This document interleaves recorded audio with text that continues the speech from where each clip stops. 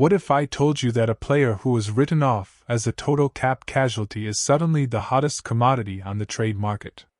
The Chicago Bears are sitting on a massive ticking clock, and the Tremaine Edmunds saga has just taken a turn that absolutely nobody saw coming. Do me a huge favor before we dive into this madness.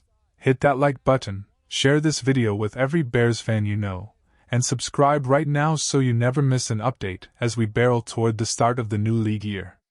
We are officially living in the most chaotic part of the NFL offseason, and Indianapolis was the epicenter of a massive shift in the Chicago Bears' strategy.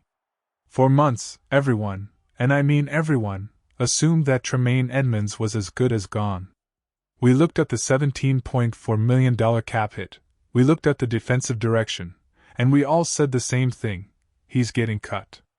But the NFL Combine has a funny way of changing reality.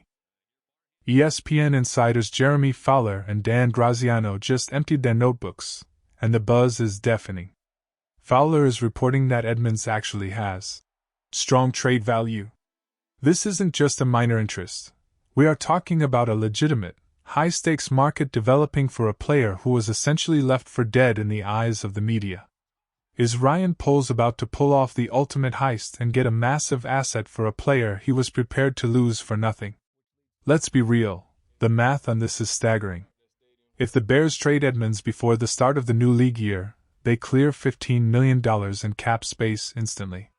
In a year where the official cap number came in slightly lower than some expected, that $15 million is pure gold. It's the difference between being a bystander in free agency and being a predator. But the real shocker is that teams aren't just waiting for him to be released. They want him now. They want to secure the rights to a two-time Pro Bowler who is still only 27 years old. Think about that for a second. Edmunds has been in the league for 8 years, yet he's younger than some rookies coming out of the draft.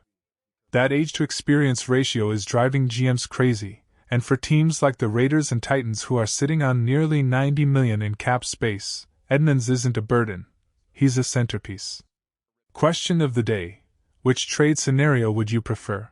A clean 4th-round pick from the Titans, or a high-risk, high-reward player swap with the Giants for Kayvon Thibodeau? Get down in the comments and let me know, because this could redefine our entire defense. The report explicitly names 3 teams that have been blowing up the phones: the New York Giants, the Las Vegas Raiders, and the Tennessee Titans. These aren't just random guesses. These are teams with a desperate, glaring need for high-end linebacker play. The Titans and Raiders are the most logical landing spots because they can absorb his contract without blinking. They could hand him a 2-year extension, spread out that cap hit, and suddenly they have a defensive captain locked up through his prime. But it's the New York Giants that have the fans in a frenzy. There is massive chatter coming out of the Combine that the Giants are willing to move on from former top 5 pick Kayvon Thibodeau. Could we be looking at a blockbuster player-for-player swap? The Bears need an edge rusher to pair with Montez Sweat, and the Giants need a veteran voice in the middle of their defense. It's a match made in heaven, but it would likely require Ryan Poles to toss in a mid-round pick to sweeten the deal. Would you give up a 5th-rounder plus Edmunds to get a blue-chip pass rusher who is still only 25? Now, I have to play devil's advocate for a second. Is this strong trade market actually real? Or is this a masterful leak from the Bears front office? Think about the timing. If you're Ryan Poles and you know you have to move off a player, you don't want the league to know you're desperate. By leaking that there's a strong market, you force the Titans and Raiders to compete against each other. You turn a salary dump into a bidding war. Albert Breer from Sports Illustrated is guessing that an early day 3 pick, a 4th or 5th rounder, is the likely return. If the Bears can get a 4th-round pick for a guy they were going to cut, that is an absolute masterclass in general management. It adds to a draft cupboard that is already looking promising and gives this team the flexibility to address the defensive line, which Ryan Poles admitted is a major priority for 2026. Speaking of the defensive line, the theme of this offseason for Chicago is speed. Poles was incredibly vocal at the Combine about wanting the defense to get faster. He mentioned watching teams like Green Bay and seeing that explosive, downhill speed and wanting to replicate it in the Windy City. As good as Tremaine Edmunds has been, he's a big body linebacker. He's a thumper. He's a massive presence. But is he the fast linebacker that fits the new vision? With TJ Edwards already locked into a 2-year extension and proving to be one of the best value signings in recent memory, the Bears have their cornerstone. They want to pair Edwards with a lightning-fast, rangy linebacker who can cover sideline to sideline in Dennis Allen's scheme. Moving Edmunds isn't just about the money, it's about the identity of the 2026 Chicago Bears. The clock is ticking louder than ever. We have less than a week until the legal tampering period opens on Monday at 11 a.m. Central Time.